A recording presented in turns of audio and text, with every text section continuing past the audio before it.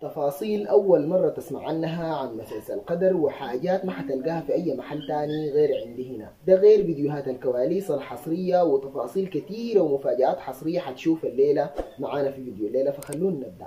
بس قبل ما نبدأ ما تنسى تعمل لايك وتشترك في القناة وتفعل جرس التنبيهات عشان يصلك كل جديد. وخلونا نبدأ. ما تقول حاجة نخش في الموضوع على طول، نخش في الموضوع. الجوازة كده تبوظ.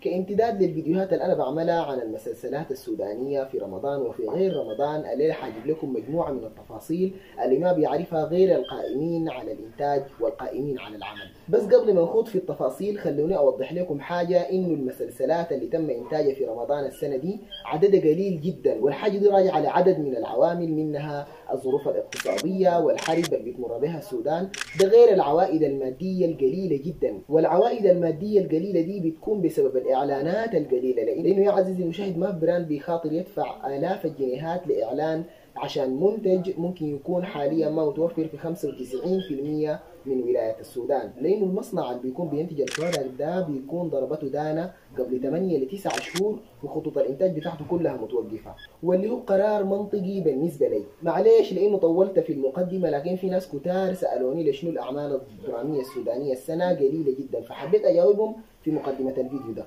مسلسل قدر بيناقش قضايا زي الكذب والخيانة والشعوذة والدجل والخبث وغيره من القضايا المجتمعية الكثيرة، وبتدور أحداث المسلسل في قرية اسمها القوادرة. لو بتتذكروا في الفيديو بتاع تحليل البرومو أنا توقعت معظم الحاجات دي، ولو ما حضرت الفيديو حاحط لكم الفيديو في علامة الآي الفوق أو حتلقوه تحت في الديسكريبشن. بعده يا عزيزي وعزيزتي المشاهدة بيظهر مشهد ظلامي جدا بيصرفه مخلوق شيطاني، لكن المشهد ده ما طول زي ثانية أو ثانيتين كده، أنا حاول أثبت لكم صورته بالجنب هنا.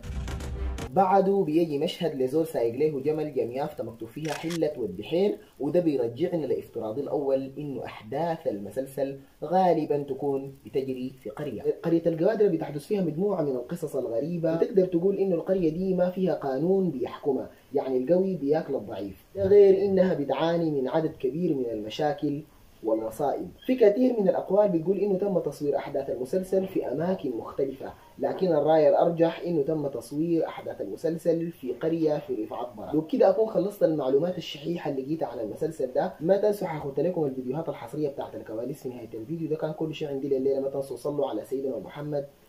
سلام.